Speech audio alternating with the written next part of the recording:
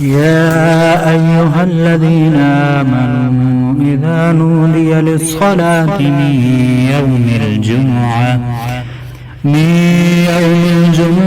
فاسعوا إلى ذكر الله وذروا البيع ذلكم خير لكم إن كنتم تعلمون فإذا قضيت الصلاة فانتشروا في الأرض وابتغوا من فضل الله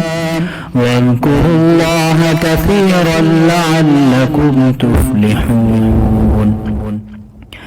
وإذا رأوا تجارة أو لهوا انفضوا إليها وتركوك قائما